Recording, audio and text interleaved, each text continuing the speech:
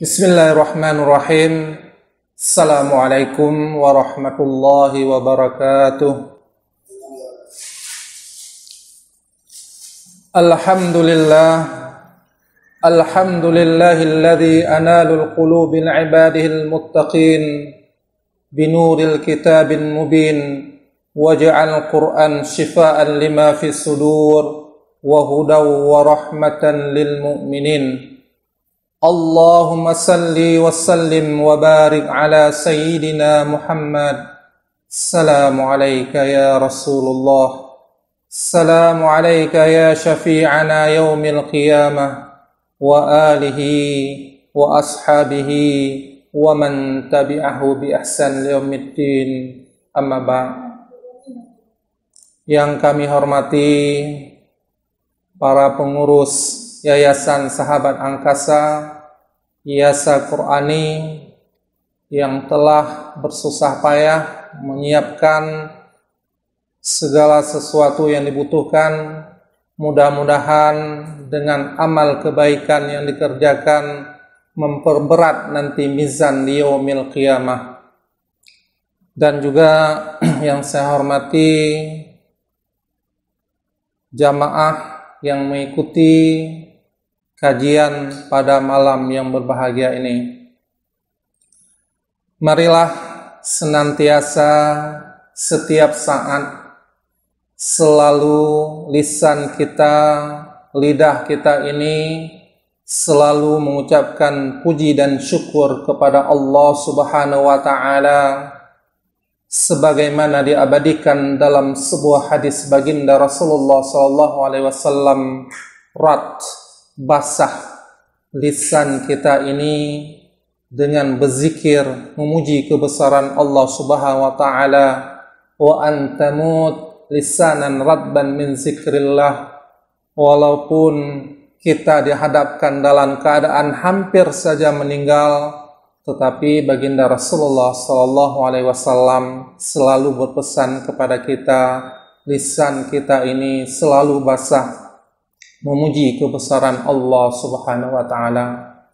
Makanya pada suatu ketika ibunda kita Sayyidah Aisyah radhiyallahu anha heran dengan amal ibadah Rasulullah sallallahu alaihi wasallam.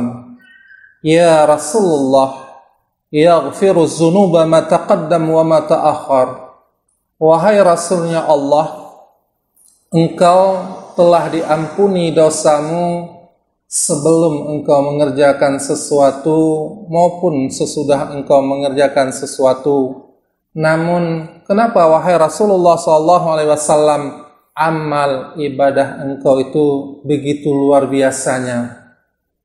Bahkan diriwayatkan dalam sebuah hadis bagaimana saking menikmati salat, di saat salat ditatap, diperhatikan oleh Allah Subhanahu wa taala sampai kaki beliau bengkak itu tidak terasa. Karena kenapa? Nikmatnya berdiri di hadapan Allah Subhanahu wa taala.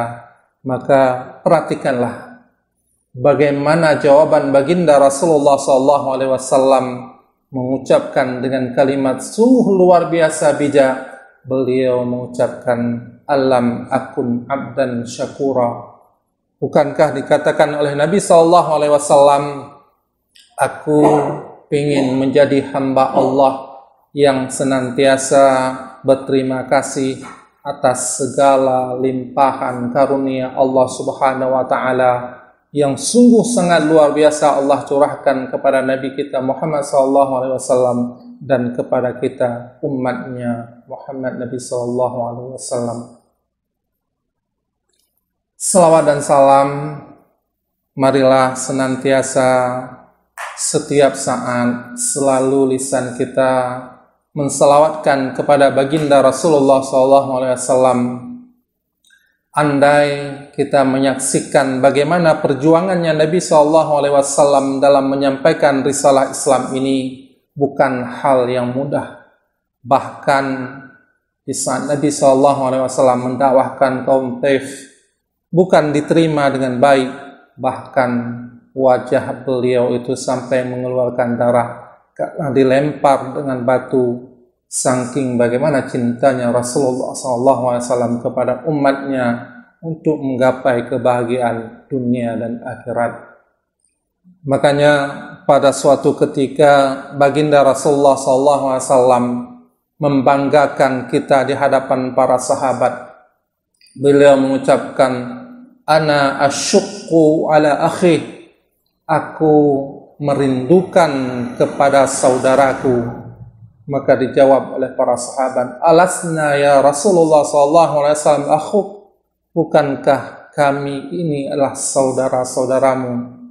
Dijawab oleh Nabi, antum ashabi, akan tetapi kalian itu adalah sahabatku. Siapa juga yang dimaksudkan oleh baginda Rasulullah SAW? Kita umat di akhir zaman yang tidak pernah ketemu dengan baginda Rasulullah SAW. Lam yarani walakin tu'minu nabih. Mereka itulah orang-orang yang tidak pernah melihatku, tetapi mereka itu membenarkan risalah yang aku bawa. Itulah kita umat di akhir zaman yang dibanggakan oleh baginda Rasulullah SAW. Pada malam yang cukup baik, sebagaimana diabadikan dalam sebuah hadis baginda Rasulullah SAW, khairul ayyami yaumil jum'ah wa khairu syuhur syahrul Ramadan. Sebaik-baik, seutama-utamanya hari adalah hari Jumat. Pada malam ini adalah malam Jumat. Dan sebaik-baiknya bulan adalah bulan Ramadan. Mudah-mudahan apa yang kita kaji menambah wawasan kita, supaya keimanan kita lebih dekat dan ketakwaan kita lebih meningkat lagi, sehingga nanti kita saat kembali kepada Allah Subhanahu wa taala dalam keadaan husnul khatimah, sebaik-baiknya. Pada malam hari ini sedikit kita akan mengupas tentang fikih zakat yang diberi judul, sudah benarkah tata cara salat kita? Sebelum kita memasuki bagaimana kaifiat, tata cara bagaimana pelaksanaan salat yang dituntun oleh baginda Rasulullah SAW, sedikit kita memperhatikan bagaimana urgensinya salat, bagaimana pentingnya salat dalam kedudukannya dalam agama Islam ini. Pada suatu ketika, tak kala baginda Rasulullah SAW sedang duduk dengan para sahabat, datanglah seorang laki-laki yang kulitnya putih dan rambutnya begitu hitam, sedangkan jejak kaki yang beliau langkahi tidak meninggalkan bekas suatu apapun. Sehingga beliau duduk di hadapan Rasulullah SAW, merapatkan lutut beliau kepada lutut Rasulullah SAW, lalu meletakkan kedua tangan beliau di atas paha baginda Rasulullah SAW, sehingga beliau menanyakan kepada baginda Rasulullah SAW, ma huwa al-Islam? Sehingga ditanyakan, apakah yang dimasukkan dengan Islam? Makanya baginda Rasulullah SAW menjawab, an tashhadu an la ilaha illallah wa anna Muhammadar Rasulullah. Engkau bersaksi bahwa tiada Tuhan kecuali Allah dan Nabi Muhammad sebagai Rasulnya. Yang kedua, wa an tuqimus shalah, hendaklah engkau selalu menunaikan salat, wa tu'tiz zakat, dan kamu menunaikan zakat, wa tusumu Ramadan, kamu berpuasa di bulan Ramadan, wa tahajjul baiti man istata' ilaihi sabila, dan kamu menunaikan ibadah haji jika kamu mampu sanggup untuk melaksanakannya. Ada 5 pilar di dalam Islam sebagai rukun Islam. Yang pertama adalah syahadat, yang kedua adalah salat, yang ketiga zakat, puasa, dan yang terakhir haji. 2 pilar pertama, syahadat dan salat itu tidak pernah gugur walaupun dalam keadaan kita hampir sakaratul maut. Walaupun sakit begitu parah kita tidak sanggup, selama nyawa masih dikandung oleh badan dan akal kita masih ada, itu belum pernah bisa menggugurkan untuk kita melaksanakan salat. Sedangkan yang 3 terakhir itu bisa gugur karena ada sesuatu lain hal. Misalnya di saat orang tua sekali tidak sanggup lagi untuk melaksanakan puasa, bisa diganti dengan kafarah. Ataupun orang yang menunaikan haji tapi dia tidak mampu karena uangnya tidak ada, ataupun keamanan di jalan tidak ada, itu bisa gugur. Ataupun dia tidak mempunyai uang untuk memberikan zakat. Tetapi syahadat dan salat itu tidak pernah gugur, saking pentingnya posisi salat di dalam pilar Islam ini. Makanya Rasulullah SAW tak kalah di detik-detik terakhir sebelum beliau meninggal, daripada bibir beliau yang mulia ini mengeluarkan suara yang sangat lirih, suara yang begitu kecil, saking hampir saja beliau itu meninggal. Tetapi ada pesan baginda Rasulullah SAW dari bibir beliau yang mulia itu mengucapkan as-salah, as-salah, as-salah, sampai 3 kali beliau mengucapkan salat. Karena kenapa? Salat inilah seakan-akan Rasulullah SAW prihatin nanti sepeninggalnya beliau, umatnya itu meninggalkan salat. Padahal salat itu sesuatu yang sangat sakral, salat itu sangat penting posisinya, sehingga Rasulullah SAW mengingatkan di terakhir kali beliau sebelum beliau kembali kepada Allah Subhanahu wa taala, berpesan kepada kita supaya kita selalu menjaganya dan menunaikan dalam kondisi dan situasi apapun. Makanya banyak kita jumpai hadis Rasulullah SAW yang selalu mengingatkan tentang keutamaan, fadilah, bagaimana posisi yang sangat utama salat dalam pilar agama Islam ini. Makanya Rasulullah SAW dalam sebuah hadis pernah menasihatkan kepada kita, innal awwala ma yuhasabu bihi 'abdun yaumil qiyamah as-shalah. Jadi Rasul mengucapkan kalimat pertama dengan kalimat penegasan, sesungguhnya. Berarti di saat Rasulullah SAW menyampaikan sesuatu berita yang biasa saja, itu mengandung makna yang luar biasa. Apalagi Rasulullah SAW mengucapkan dengan kalimat penegasan, berarti ini penting bagi kita untuk selalu mengingatkan. Makanya Rasul mengatakan, sesungguhnya yang pertama kali nanti diperhitungkan seseorang daripada amal ibadah adalah salat. Faiza salihat, apabila salat ini baik dia kerjakan sempurna rukun dan syaratnya, maka Rasulullah SAW mengatakan aflah wa anjah, maka dia itu sukses dan selamat. Tapi wa in fasadat, dan apabila salat itu rusak, dia mengerjakan sesuatu itu hanya sekedar meluluhkan kewajiban, bahkan banyak daripada dia salat banyak tertinggal pada rukun ataupun syaratnya, dan banyak tidak diterima amal ibadah salatnya, maka Rasulullah SAW mengatakan khab wa qasra, dia akan menyesal dan rugi. Makanya pada suatu ketika Rasulullah SAW menasihatkan kepada sahabat beliau dan juga terutama kepada kita sebagai umatnya, beliau pernah bersabda, sallu kama sallaita mu'adda, tunaikanlah salat seakan-akan salat yang kita tunaikan itulah yang terakhir kali sebelum kita meninggal.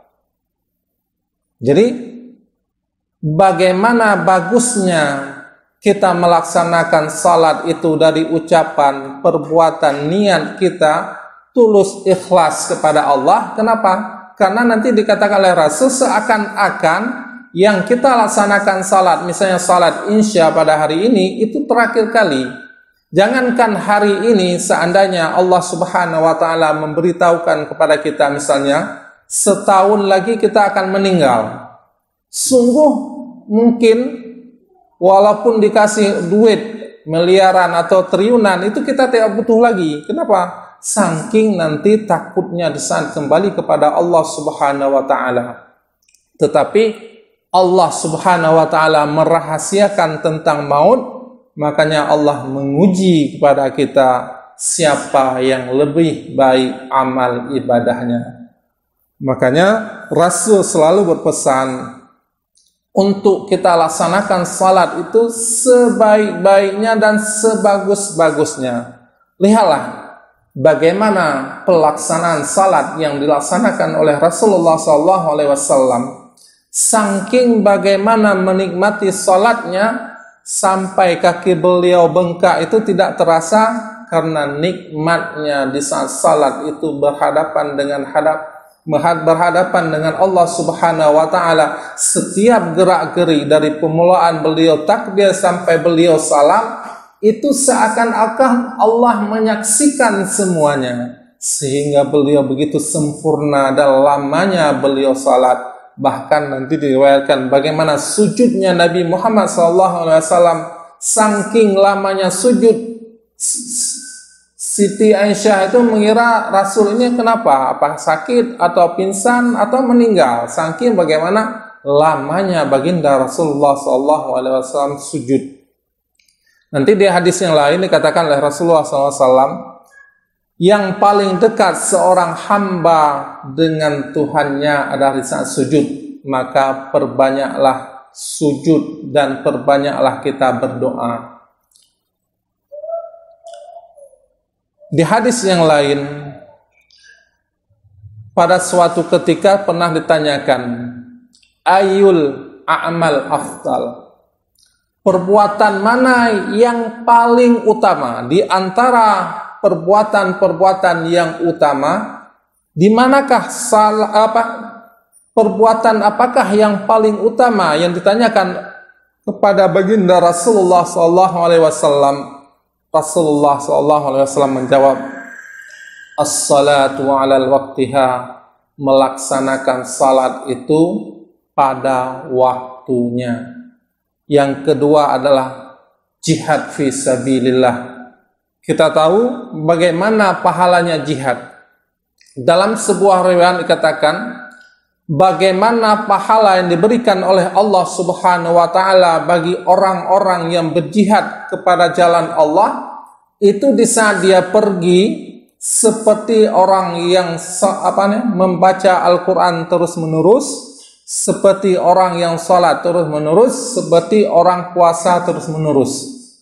Dulu seandainya mereka pergi 2 bulan, berarti selama 2 bulan itu seperti orang yang salat terus-menerus, orang yang ngaji terus-menerus, dan orang yang puasa terus-menerus. Saking bagaimana banyaknya pahala, tetapi Nabi memperurutkan jihad fisabilillah di urutan kedua dalam hadis ini. Juga dengan birrul walidain, posisi yang ketiga adalah berbuat baik kepada orang tua. Padahal Rasulullah SAW ada seseorang yang dilarang oleh Rasulullah SAW untuk ikut berperang. Kenapa? Rasulullah SAW memerintahkan untuk berbuat baik kepada orang tua yang sudah usianya lanjut. Lihatlah bagaimana pentingnya posisi salat dalam agama Islam ini.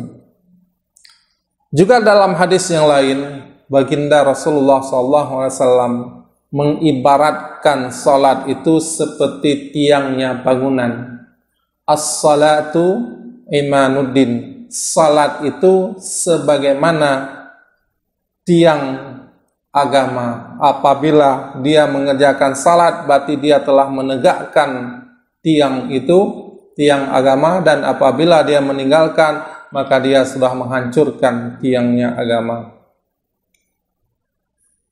Dan juga di hadis yang lain, keutamaan salat itu adalah ampunan daripada Allah Subhanahu wa taala.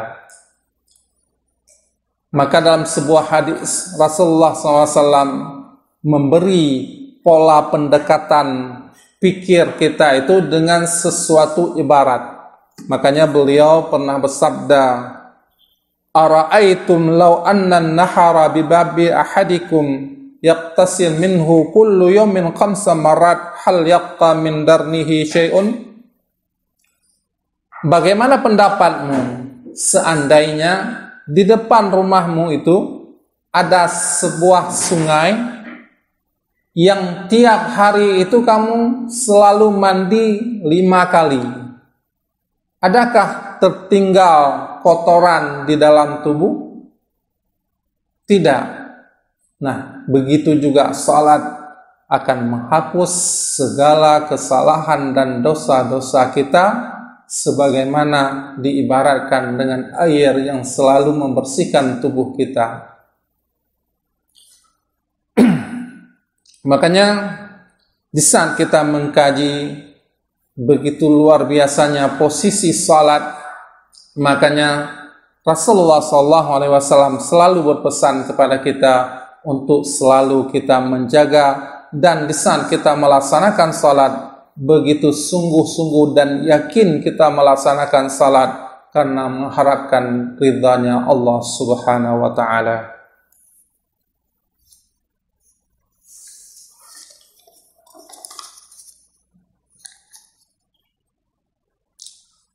Kita mau perhatikan sebenarnya bagaimana pelaksanaan salat yang dikatakan oleh Rasulullah SAW, "Sallu kama ra'aitumuni usalli." Tunaikanlah salat sebagaimana kamu menyaksikan bagaimana aku melaksanakan salat.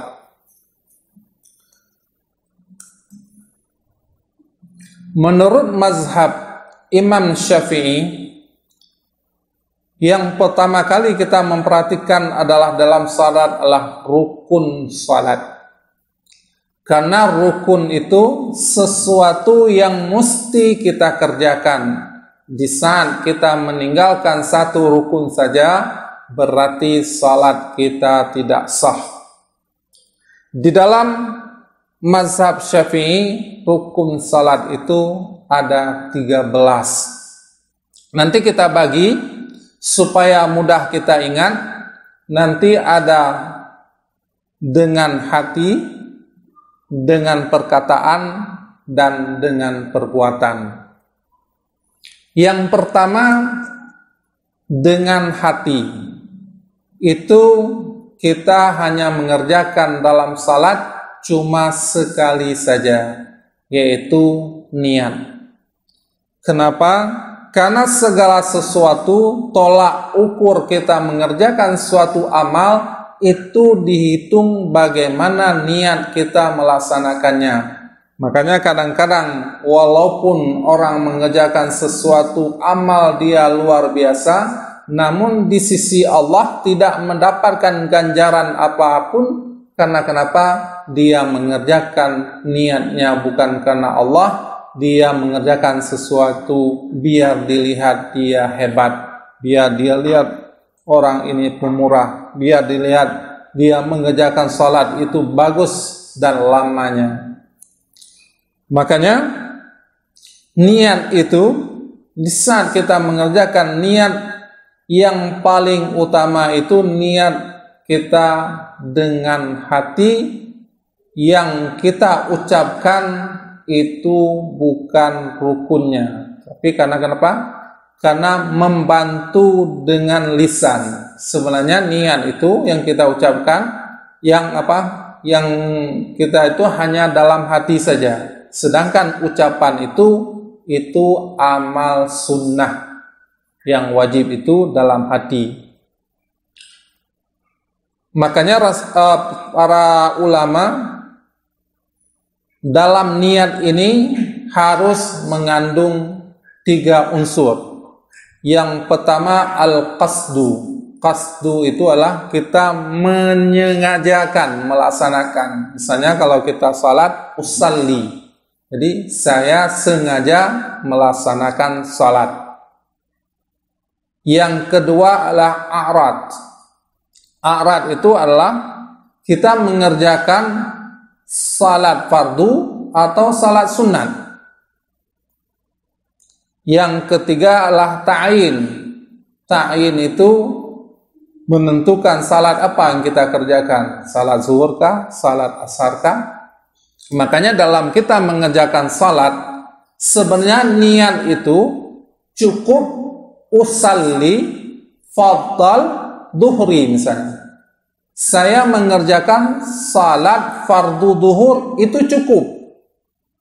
Sedangkan yang selain daripada itu sunnah semuanya. Misalnya 4 rakaat mustaqbilal kiblatin itu adalah amal sunnah yang wajib apabila kita mengerjakan salat fardu hanya usalli fardal misalnya zuhri atau asri atau subhi, cuma itu saja. Makanya di saat kita melaksanakan salat sunat itu yang wajib dalam niat itu hanya dengan misalnya usalli tahajud, sudah selesai, itu yang wajib.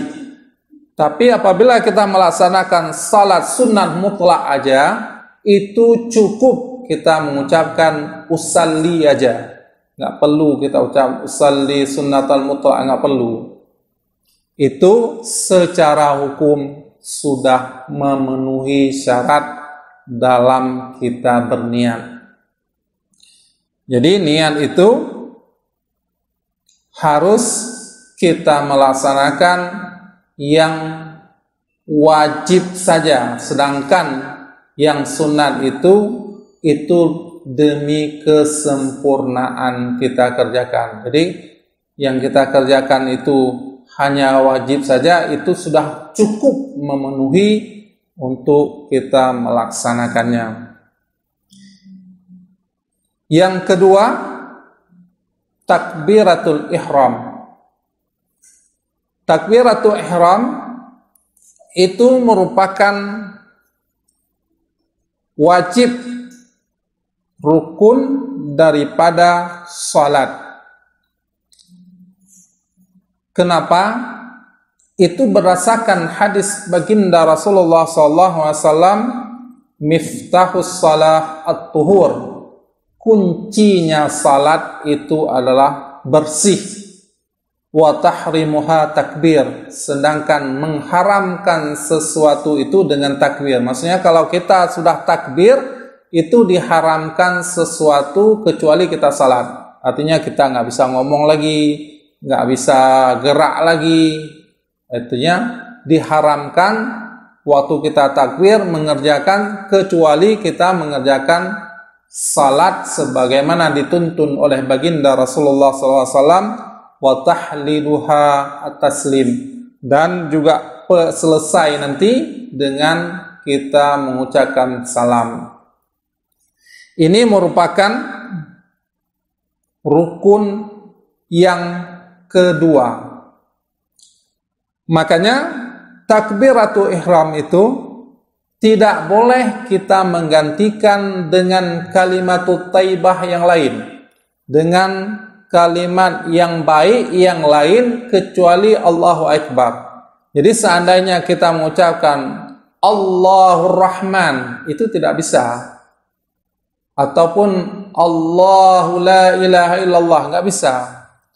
Karena takbir itu mesti kita mengucapkan dengan Allahu Akbar. Tidak bisa kita menggantikan dengan kalimat thayyibah yang lain kecuali dengan Allahu Akbar saja.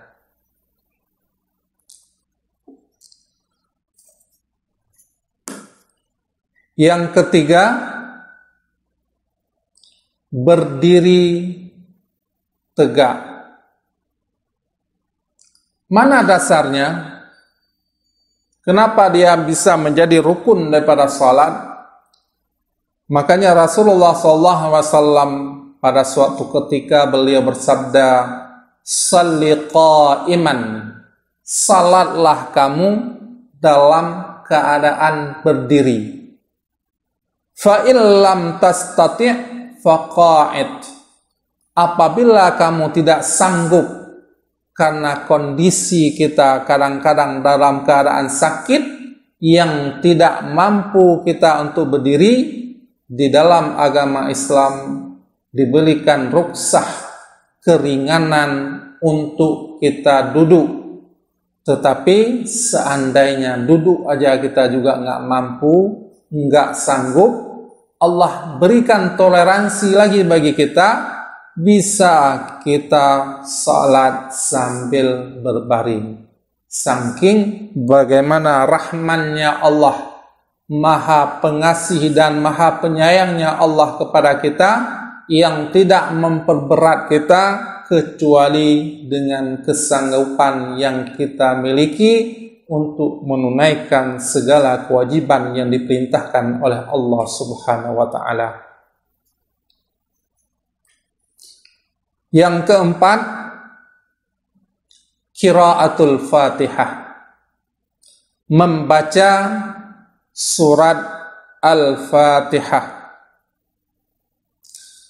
Apa dasarnya? Kenapa dia menjadi rukun daripada salat?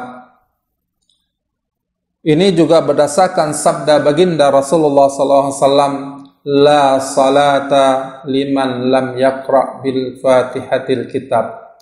Jadi tidak sah salat kecuali bagi orang yang membaca surat Al-Fatihah di dalam salat. Menurut imam kita, Imam Syafi'i, bismillah itu termasuk salah satu daripada ayat daripada surat Al-Fatihah. Makanya mesti dia membaca bismillah. Apabila dia meninggalkan bismillah dengan sengaja, berarti Al-Fatihahnya tidak sempurna dan tidak sah. Makanya itu juga perlu kita perhatikan, karena menurut Imam Syafi'i, bismillah itu adalah salah satu daripada ayat daripada surat Al-Fatihah. Makanya kita mesti di saat salat itu mengucapkan bismillahirrahmanirrahim. Dan nanti kita melihat di mazhab lain, Imam Hanafi mengatakan Fatihah itu bukan rukun daripada salat. Kenapa? Beliau mengambil dalil berdasarkan hadis yang sama. La salata liman lam yaqra bi fatil kitab. Jadi la di sini adalah maknanya tidak sempurna. Jadi kalau Imam Syafi'i mengatakan la nafi, tidak sah salat kecuali dia membaca Fatihah, di sini Imam Hanafi mengatakan tidak sempurna. Makanya hadis yang sama mengambil landasan hukum, tapi dalam melihat dilalahnya berbeda pendapat. Jadi Imam Hanafi mengatakan tidak sempurna salat kecuali dengan membaca Fatihah. Berarti kalau tidak sempurna, dia masih bisa. Dan juga kita perhatikan di dalam membaca surat Al-Fatihah, dia merupakan qauli. Jadi rukun qauli, dia harus diperdengarkan oleh kita. Misalnya gini, waktu kita baca itu, kita bisa mendengar bacaan yang kita baca. Itu perlu juga diperhatikan. Jangan waktu kita baca hanya di hati saja. Karena kenapa? Ini perbuatan ucapan, bukan seperti niat. Niat berarti mentonjut. Sedangkan di sini mesti kita membaca dan kita bisa memperdengarkan. Pokoknya kita baca kan walaupun suhana, tapi dan nyojid tak pendengar keruh. Kenapa? Di saat kita salat secara berjamaah, jangan sampai juga kita membaca surah Al-Fatihah itu mengganggu orang salat di samping kita. Kadang kan waktu baca surah Al-Fatihah beberapa itu. Itu juga kita melihat situasi. Tapi yang jelas ini mesti kita ucapkan dan kita bisa memperdengarkan untuk diri kita sendiri. Dan juga kita dalam membaca surah Al-Fatihah itu harus tertib kalimat. Susunannya sesuai dengan susunan yang ada dalam Al-Quran. Nggak bisa baca misalnya waladhdallin, mesti baca aja hana teratur.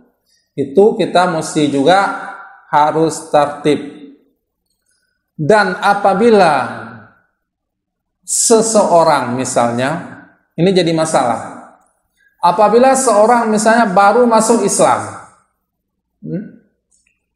misalnya ada bule, mesti katakanlah, datang ke sini dia mengucapkan syahadah, sedangkan dia mesti melaksanakan salat. Kenapa? Dia sudah masuk Islam. Sedangkan surat Al-Fatihah dia belum hafal. Bagaimana caranya?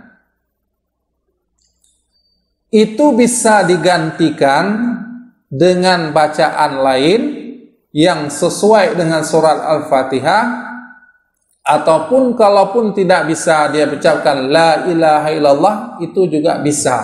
Kenapa? Karena dia belum bisa dan tidak bisa kita paksakan harus hafal dalam keadaan misalnya pada minitnya harus hafal laju. Misalnya gini, waktu salat dia masuk Islam misalnya waktu asar, mau maghrib misalnya, waktunya kepepet, nggak ada lagi dia waktu untuk ngafal untuk itu para ulama memperbolehkan dengan bacaan misalnya la ilaha illallah, karena itu yang hanya dia bisa. Tapi dengan catatan dia mesti belajar sungguh-sungguh setelah itu. Karena kalau kita paksakan begitu berarti dia nggak bisa salat nanti. Sedangkan salat itu mesti harus dia segera laksanakan.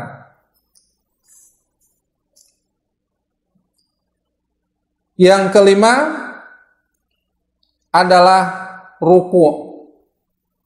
Jadi ruku' itu kenapa menjadi rukun? Ini berdasarkan daripada hadis Rasulullah SAW, summarka hatta tatma'inna raki'an, sehingga kamu melaksanakan ruku' sehingga dalam keadaan tu'mainnah. Apa yang dimaksud dengan tu'mainnah? Jadi tu'mainnah itu adalah berdiam sebentar, tenang sebentar. Jadi tidak bisa kita dalam melaksanakan salat itu waktu ruku' tidak ataupun sujud itu tidak ada tutmainnahnya. Kadang-kadang orang saking tergesa-gesanya salat sampai tutmainnah itu tidak ada. Makanya dulu ada sahabat Rasulullah SAW, beliau melaksanakan salat. Jadi salat yang beliau laksanakan itu dalam keadaan tergesa-gesa, sehingga setelah salat beliau menghampiri Rasul memerintahkan kepada beliau salat sampai 3 kali. Kenapa? Karena di saat dia sujud dia tidak dan itu tidak tutmain. Jadi dia tidak tumaninah. Jadi tumaninah itu adalah berdiam sejenak, tidak boleh kita melaksanakannya tergesa-gesa.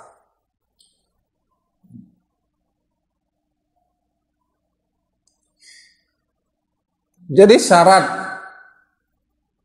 bagaimana syarat kita waktu kita ruku'?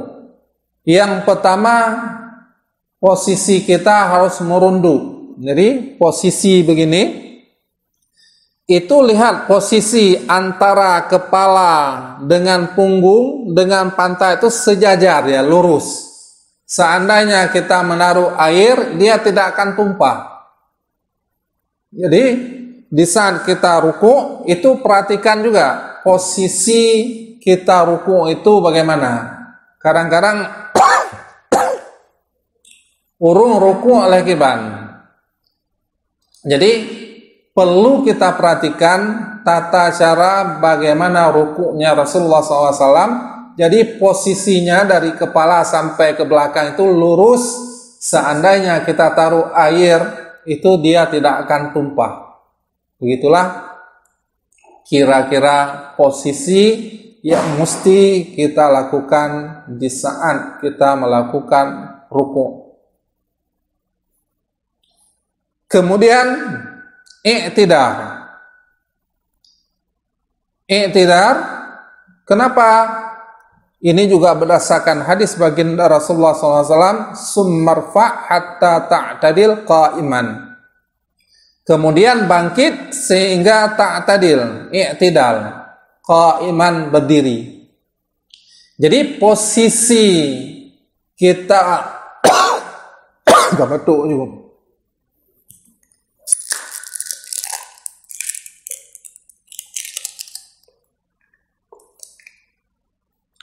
Jadi posisi kita i'tidal itu sebagaimana posisi kita berdiri. Nah, kalau misalnya kita tidak ada sesuatu apapun sakit, kita berdiri seperti biasa. Tapi kalau posisinya kita duduk, ya posisinya seperti sebelumnya, yaitu kita dalam keadaan duduk. Jadi posisi kita i'tidal itu sebagaimana posisinya kita waktu berdiri. Apakah posisinya kita berdiri atau posisi dalam keadaan kita duduk.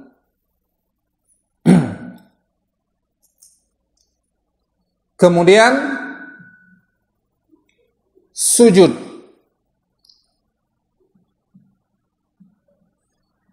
Kemudian kita melaksanakan sujud juga dengan keadaan tutmainnah. Ini dalam sujud banyak sekali hal-hal yang mesti kita perhatikan. Kadang-kadang sering saya lihat kan anak muda apabila dia sujud, ini kadang-kadang celana dalam itu kebuka dia. Dia pakai celana kaos dalam keadaan pendek. Jadi baju kaosnya pendek, dia sujud, di saat sujud itu nampak kulit-kulitnya. Itu dia batal itu. Kenapa? Auratnya terbuka. Itu perlu selalu diperhatikan di saat sujud. Kalau misalnya bajunya agak pendek, pakailah baju singlet di dalam. Baju singlet biasanya kan lebih panjang itu ya. Jadi waktu kita masukin ke dalam, saat kita sujud, walaupun baju kita agak terbuka dikit, namun aurat kita tidak buka karena kenapa? Tertutup dengan baju singlet yang ada di dalam. Juga di saat kita sujud, itu perlu kita perhatikan anggota sujud. Karena Rasulullah SAW memerintahkan kepada kita di saat kita sujud itu ada 7 anggota sujud yang menempel ke lantai. Yang pertama adalah kaki kita. Jadi kaki, nah, kalau kaki begini posisinya berarti harus berdiri, nggak boleh diangkat. Jamun tanya waktu biu-biu, kadang-kadang waktu atas sujud, kaki kamu jungkat, mana waktu. Jadi rukun sujud itu a'ta yang 7 itu mesti. Yang pertama adalah kaki kita, ujung kaki itu harus menempel ke dinding. 2 kaki berarti udah 2. 2 lutut udah 4. 2 tangan 6. 1 lagi dahi. Jadi dahi juga perlu diperhatikan. Itu harus menempel ke lantai. Seandainya posisi kita taruh kapas, nah kapas sampai peot lah. Baik sampai ente dah dong peten wate sujudnya, karena kadang orang wate ke sujudnya ke peten mulai ya. Dia tidak bisa, karena kenapa? Mesti benar beban macam untuk tanya mbak lantai, baik sampai tak peten. Juga perlu diperhatikan di saat kita sujud itu sering, kadang-kadang kopiahnya uyup, jadi dahi hana po menempel ke lantai itu nggak bisa. Cina perhatikan kadang-kadang, nah orang buat kebaca peci atau imamah itu ketutup, itu nggak bisa.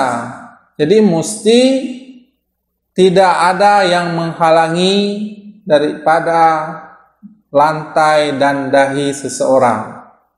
Seandainya tertutup dengan rambut mungkin sehelai bagi laki-laki itu nggak ada masalah. Jangan sampai menutupi sebahagian banyak daripada jidatnya. Jadi ulama mengatakan seandainya posisi sitine nyan hana masalah. Tapi baik sampai menutupi sebahagian besar daripada dahi tadi. Yang perlu juga kita perhatikan. Sedangkan orang perempuan memang nggak bisa, masa karena kenapa? Rambut aja udah aurat. Orang perempuan juga mesti dahi itu kalau menurut mazhab Syafi'i harus juga kena dengan lantai. Ini perlu diperhatikan juga. Jadi orang perempuan, orang laki-laki itu sama dahi itu mesti kenong dengan lantai. Nanti di mazhab lain boleh perempuan yang pakai cadar yang tertutup itu bisa, tapi menurut mazhab Syafi'i itu mesti kenong.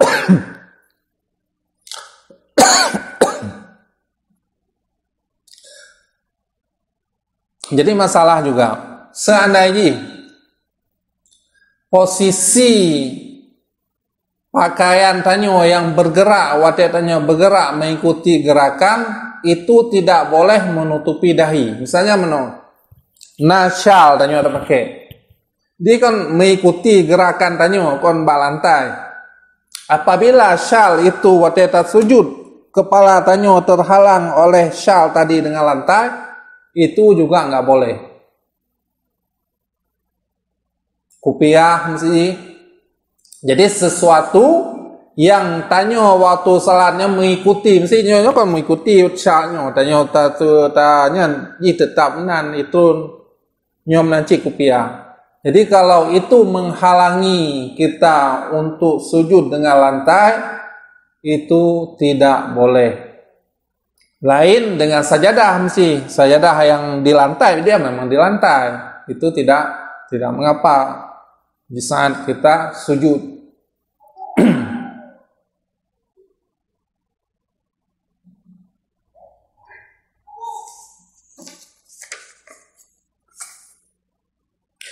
Yang kedelapan adalah duduk di antara dua sujud.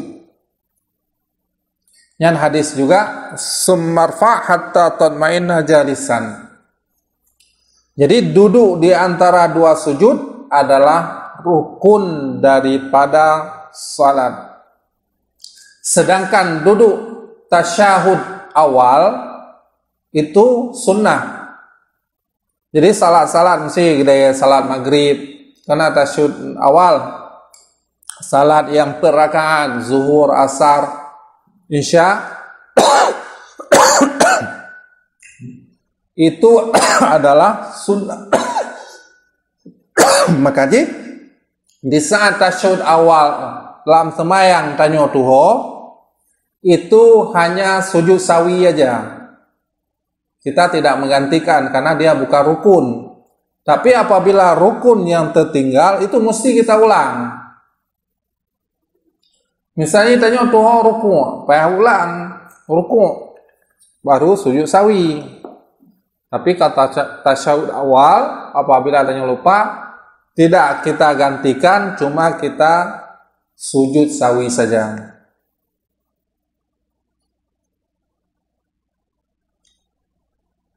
Kemudian duduk tasyahud akhir. Duduk tasyahud akhir itu adalah rukun yang mesti kita laksanakan. Kemudian yang menjadi rukun adalah bacaan tasyahud akhir. Yang wajib baik tuhon tu. Jadi dalam salat tasyahud akhir bacaannya adalah at-tahiyyatul mubarakatus salawatut thayyibatu lillah. Assalamu alayka ayuhan nabi wa rahmatullahi wa barakatuh. Assalamu alayna wa ala ibadikas salihin. Sampai asyhadu an la ilaha illallah wa asyhadu anna muhammadar rasulullah. Itu adalah bacaan tasyahud dan merupakan rukun. Jadi mesti dilaksanakan.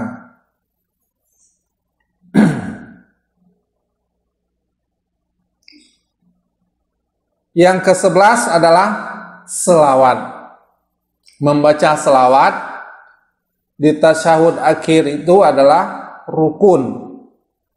Selawat itu cukup kita baca Allahumma salli ala sayyidina Muhammad, itu cukup. Namun apabila kita baca lebih sempurna itu lebih baik.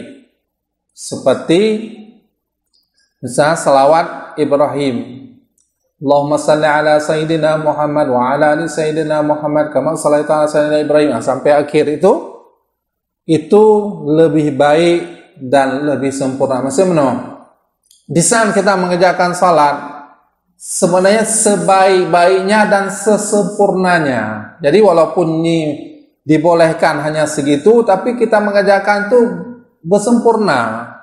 Baik waktu ibadah adanya perhitungan dah.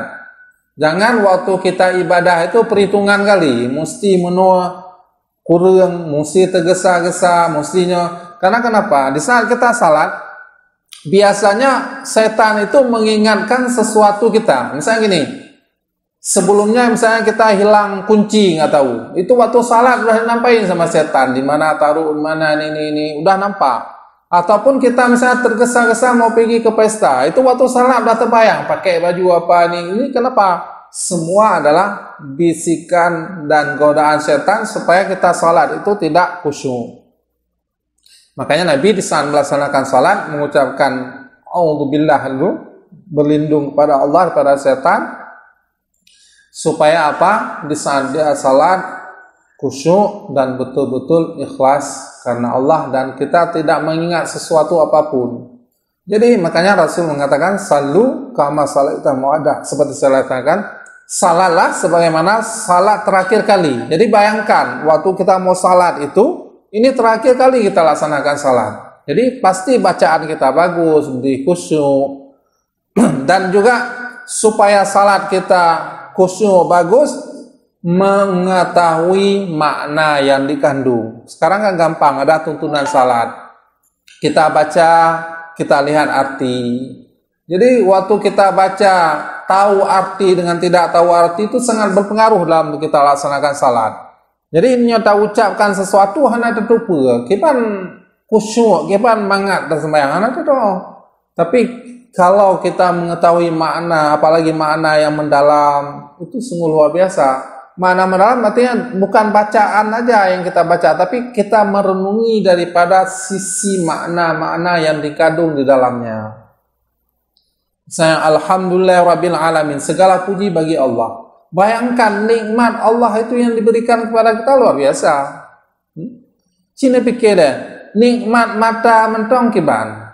Cina bayang mentong waktu nepit mata, seandainya tanya sama malam aja tepit mata kiban. Jadi waktu kita mengucapkan alhamdulillah betul-betul tulus daripada hati kita. Ya Allah, segala puji milikmu ya Allah. Kenapa kau nikmat yang robinya luar biasa pada kami ya Allah. Nah, jadi waktu sembahyang ini betul-betul anak maliki yaumidin yang mempunyai bukan kerajaan nanti di yaumil kiamah. Bayangkan mentong huru hara jinu mentong di saatnya tsunami mentong kiban anam hop lu bayar beganya gumpa mentong tegak bacut iyo kali. Bayangkan di uro kiamat tu kiban goncangan yang luar biasa. Jadi waktu takutnya betul-betul ya Allah, tidak ada tempat pelindungan kecuali lindunganmu ya Allah. Yang betul-betul kiban hati dan nyawa. Makanya Nabi pokok waktu melaksanakan salat begitu lama aja kan mengetahui mana dan memahami Allah itu sebagus-bagus pemahaman. Nyatanya kan seakan-akan nyopekon kadang-kadang nyopekon terlaksanakan masih posisinya lagi nya. Jadi otomatis fokus tanya terhadap ibadah kadang-kadang lalai dalam keadaan dilalaikan dengan keadaan tanya. Yang ke-12 adalah salam. Jadi salam itu yang rukun itu hanya ke kanan sekali, salam pertama. Sedangkan salam yang kedua itu adalah sunnah. Yang terakhir adalah tertib. Tertib artinya kita melaksanakan itu sesuai dengan yang dikerjakan oleh Rasul. Beda pelaku salam pun tak takbir terakhir. Jadi tertib itu sesuai dengan tuntunan dan yang pernah diajarkan oleh baginda Rasulullah SAW. Mungkin sampai di sini dulu kita bahas pembahasan masalah salat. Nanti kita akan membuka sesi diskusi. Siapa tahu di antara kita mau bertanya. Mudah-mudahan ada ilmu dan kajian yang diberkati oleh Allah kepada kita semua. Wabillahi taufiq wal hidayah. Assalamualaikum warahmatullahi wabarakatuh.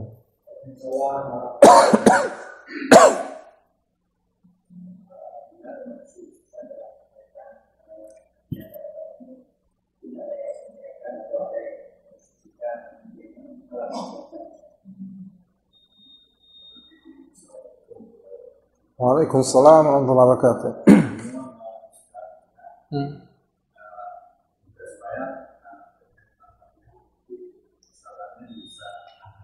Di sini kita sering tapi kadang jadi tapi kadang bingung antara ada kedua kami Jeda awate aji. jeda waktu ayat selanjutnya Baga. pada kedua tapi imam mulai ayat yang kedua misalnya ini saya sebagai makmum kita lanjut kita diam atau imamnya. Jadi posisi kita di saat kita mengikuti imam, kadang-kadang imam itu antara membaca surat Al-Fatihah dengan surat yang lain itu jeda waktunya itu begitu singkatnya, sehingga di saat beliau kadang-kadang membaca surat yang pendek, kita sebagai makmum dalam membaca surat Al-Fatihah aja kadang-kadang nggak habis, nggak sempat selesai. Tetapi karena Al-Fatihah itu merupakan rukun, itu juga mesti harus kita baca. Nanti juga ada pendapat di saat imam membacakan berarti makmum sudah di dalam tanggungan imam. Itu ada juga pendapat dikatakan demikian. Namun berdasarkan hadis Rasulullah SAW dan dipahami kita sebagai mazhabnya Imam Syafi'i, walaupun posisinya kita dalam keadaan makmum yang mengikuti imam, kita juga mesti membaca surat Al-Fatihah. Karena kenapa? Itu rukun. Karena rukun itu mesti, dan mesti itu harus dilaksanakan. Apabila salah satu rukun tidak dilaksanakan, kita takutkan batal. Walaupun nanti apabila imam membaca, maka kita mendengarkan. Ada juga hadis Rasulullah SAW begitu. Jadi menurut Lun, kita walaupun begitu kita percepat bacanya. Misalkan waktu baca misalkan Allahu Akbar kan sempat kita baca Alhamdulillah Rabbil Alamin. Kita baca. Asal kita tidak lalai. Kadang-kadang komputernya lalai keruh. Waktu ada baca imam kadang-kadang lalai bacut. Kalau lewatnya baru ingat. Nggak apa-apa, agak lambat sedikit kita dalam ruku untuk. Tapi jangan sampai jedanya jauh kali, nggak bisa juga. Misalnya kita ikut imam sampai pelaksanaannya ke tinggal adanya. Jadi sebenarnya makmum itu juga mengiringi imam. Jangan mendahului dan juga jangan terlalu lama. Kapadu bohong, pergi adanya mentong dedong. Itu juga mesti kita memperhatikannya. Ada tanya lagi?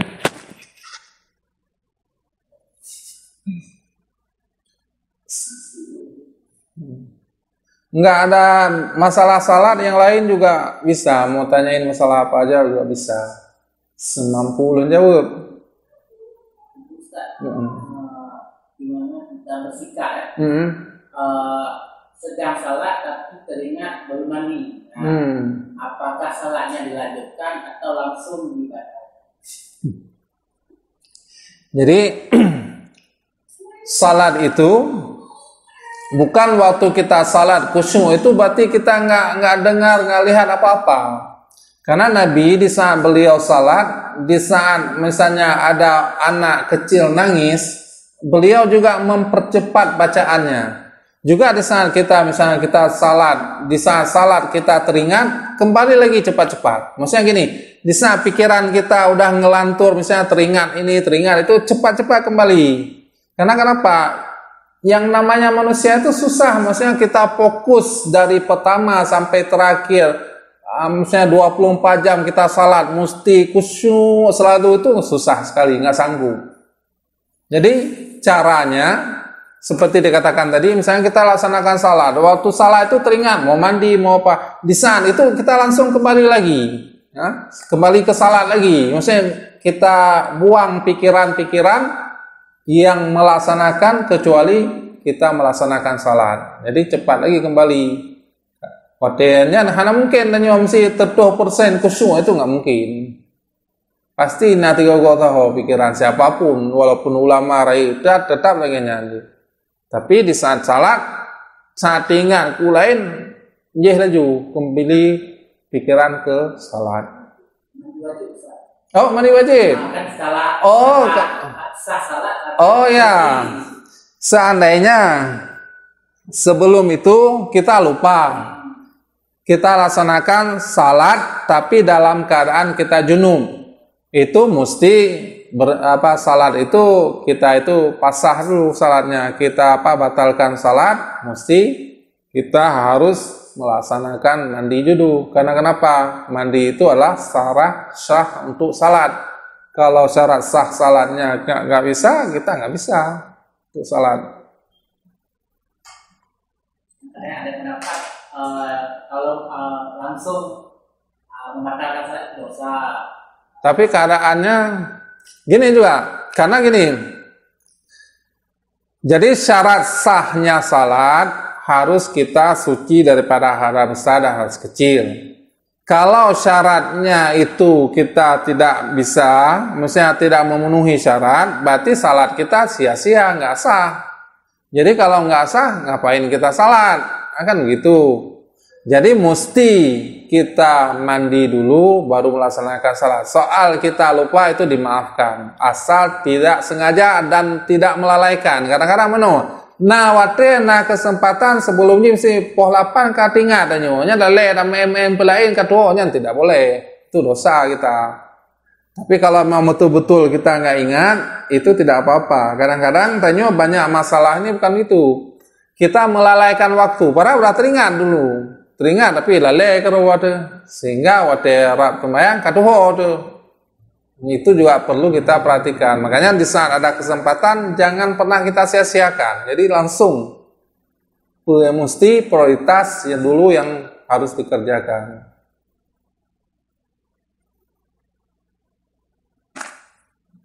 Dari ibu-ibu apa mau tanya Bu? Nggak apa-apa. Di luar konteks pembicaraan juga boleh.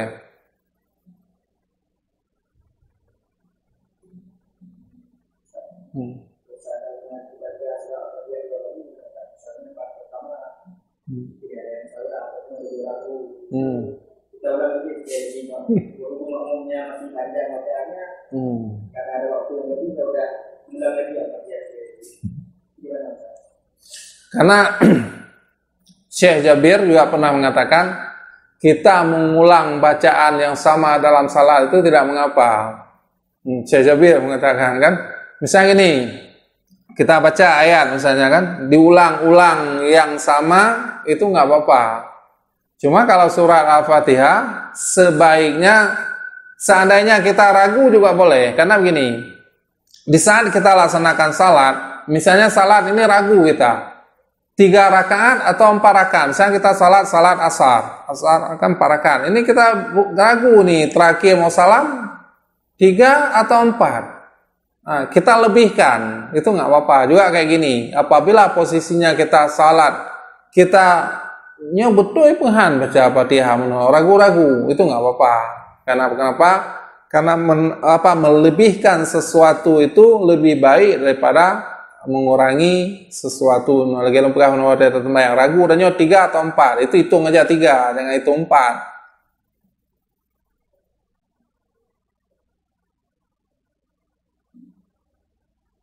Apa mau ditanya lagi? Ibu?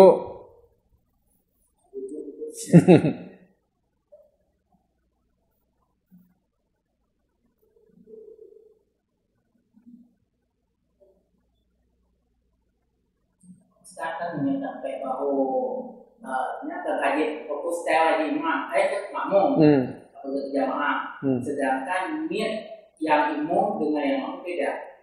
Yang imam kadang ada sembahyang sunat, saya perbaiki wajib ibadah.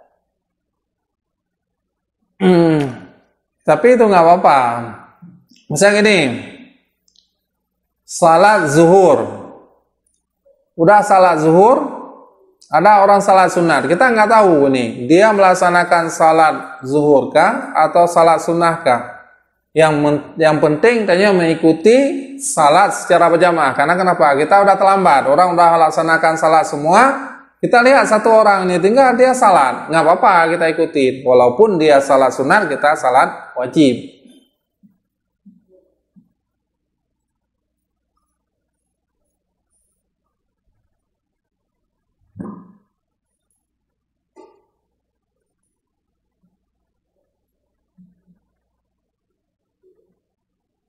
Ada yang tanya lagi, Bu? Adik-adik?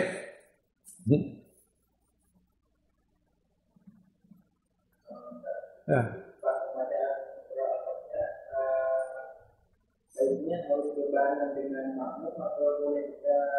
Dengan imam.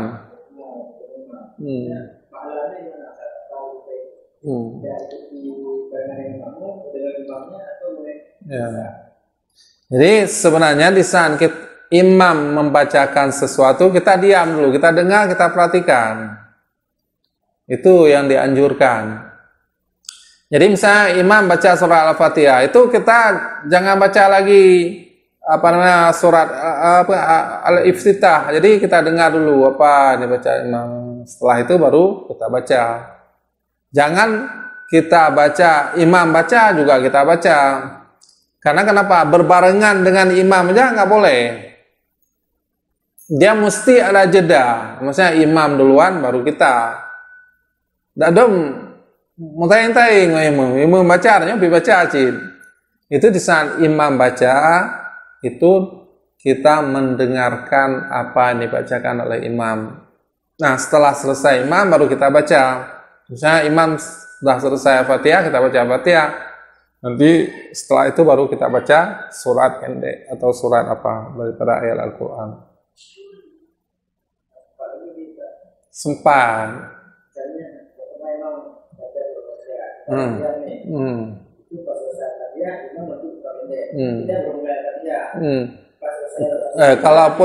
Kalau surat pendek pun nggak kita baca, kalau menurut Imam Syafi'i itu tidak mengapa, karena dia bukan rukun daripada rukun salat. Kecuali nanti mazhab Imam Hanafi.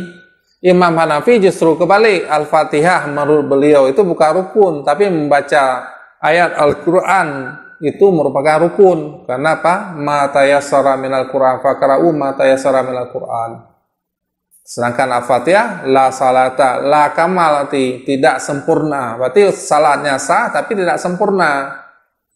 Sedangkan ayat itu mesti, karena kenapa? Ayat faqra'u, bacalah.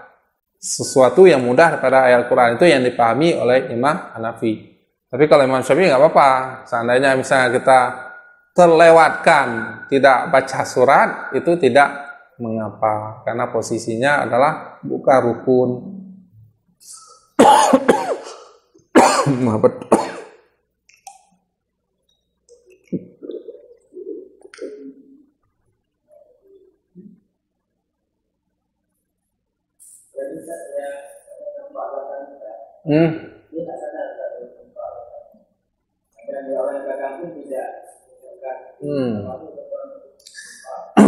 Jadi di saat seseorang posisinya sujud, pasti dia tahu kalau sesuatu waktu dia sujud itu nampak orang itu terasa, nggak mungkin nggak terasa. Pasti terasa di saat tanya waktu ada sujud baju pendek tertarik, yang cimeri je barungnya cimeri na sesuatu hana mangat tanya. Kecuali dia lalai nyo lembaga, tapi watenya pasti terasa dia. Waktu sujud. Maka lembaga memperhatikan banyak kita melihat cowok-cowok kan sering pakai baju kaos pendek di saat sujud tuh auratnya tersibak ataupun aurat ini bisa membatalkan daripada salat. Jadi salat jadi gara-gara baju mentong kasihan. Jadi perlu diperhatikan. Kadang pakai baju dalam dan lui besar, lebih besar. Tersilang. Kadar tersilang aja baju. Masih benar. Misalnya dalam keadaan tanya angin raya, water teriput angin tatup baju je tidak mengapa. Baik sampai jeda raya tak mesti kada bacut tajih je tuan apa-apa. Baik sampai jeda je panjang kan. Karena kan sesuatunya memang tidak sengaja, memang keadaan neganya. Karena dadom baca memang agak terhah bacu no. Baca ternya.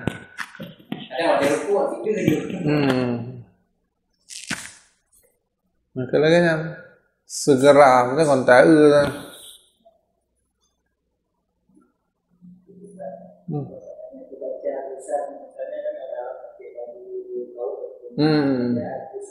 Ya.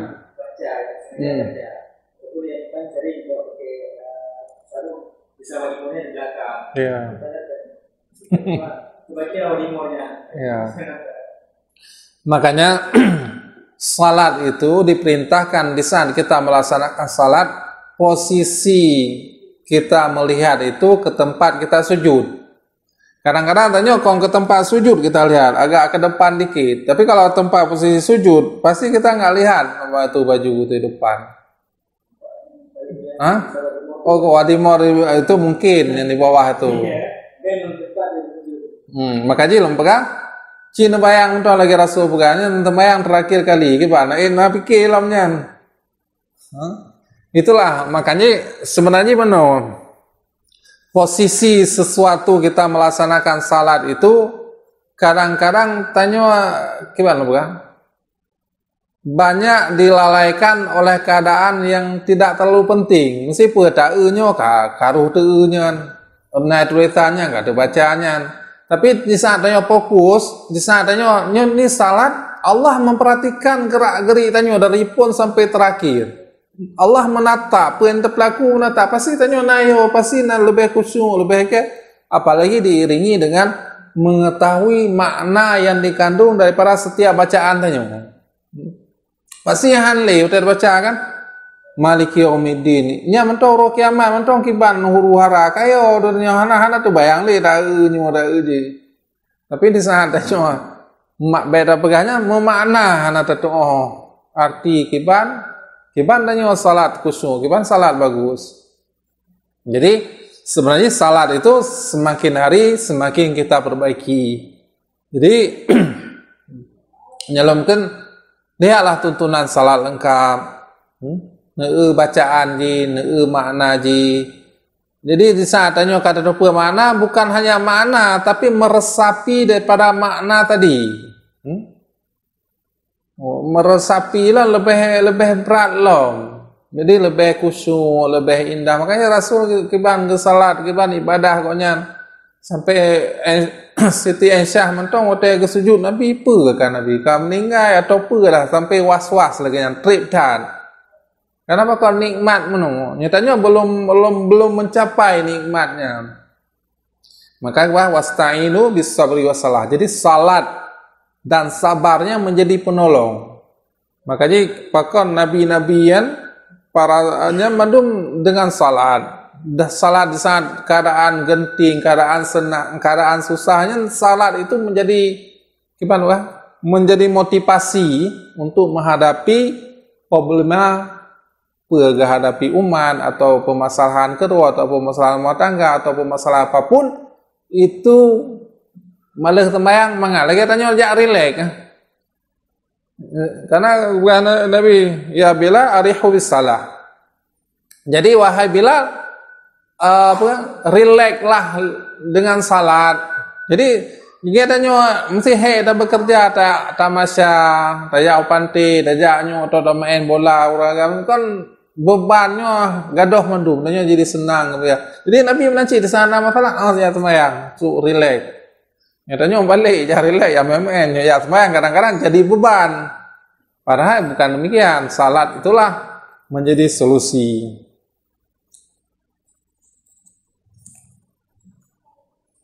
Ya.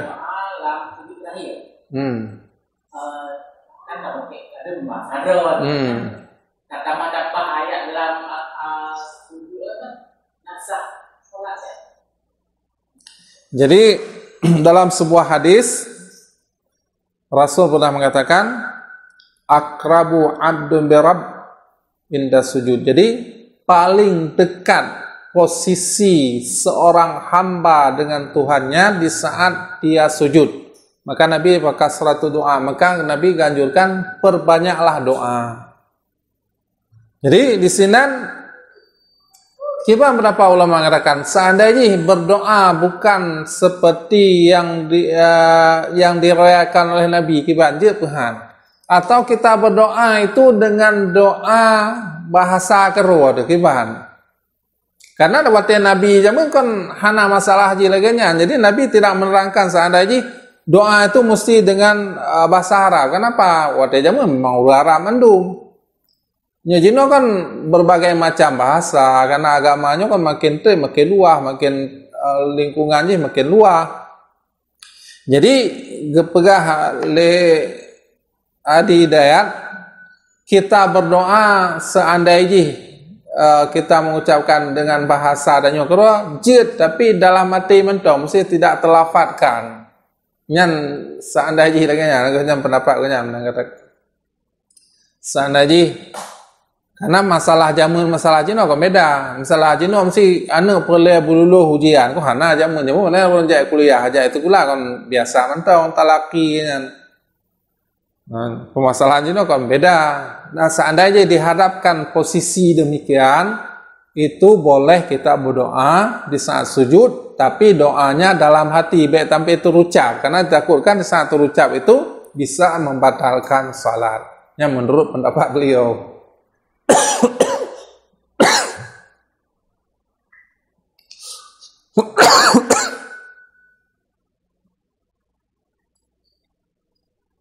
Ada lagi mau tanyain?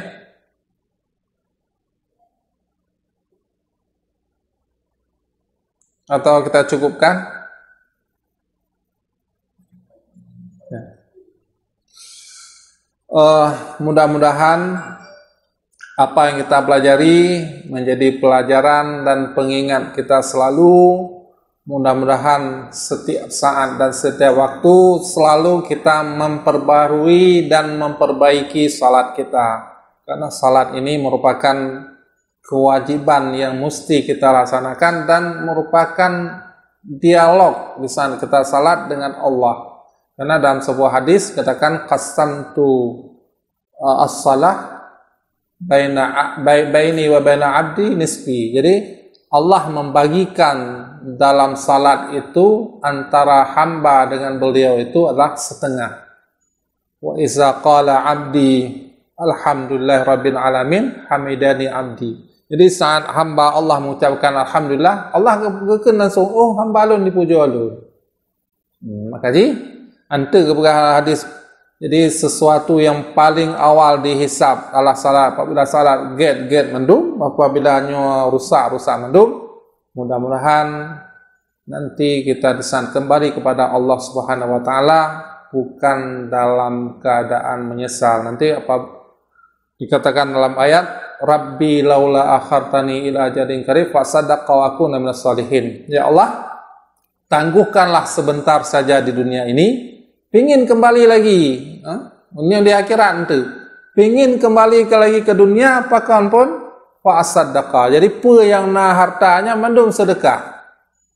Dan segala amal ibadahnya baik apakah yang wajib salat, yang sunat mendung, puasa sunat mendung laksanakan. Pakon takutnya nanti di hadapan Allah, di pengadilan Allah tidak cukup amal ibadah kita di saat kita kembali kepada Allah Subhanahu wa taala. Jadi contoh Imam Tirmizi ceritakan sedikit. Jadi beliau adalah seorang imam yang luar biasa, hafal ribuan hadis, hafal Al-Quran. Beliau selalu mengajarkan amal sunnah, puasa, salat selalu dengan tahajud, dengan salat malam, dengan duha dan sebagainya. Tetapi di akhir hayat beliau sampai mata beliau buta itu kenapa? Takut amal ibadah beliau di saat kembali kepada Allah tidak cukup. Sampai dunam perai amal yang luar biasa tiurah khatam Al-Quran, tapi beliau menangis selalu takut makon amal beliau itu tidak cukup di saat kembali kepada Allah. Nyatanya beda begahnya marah istighfar beda begah apa lain ini dia. Tapi tanya mentong dalam keadaan tenang-tenang mentong. Mudah-mudahan ke depan kesempatan yang sedikit ini kita pergunakan, mudah-mudahan kita dibangkitkan nanti di yaumil qiyamah beserta dengan Rasulullah sallallahu alaihi wasallam. Wabillahi taufiq. Assalamualaikum warahmatullahi wabarakatuh.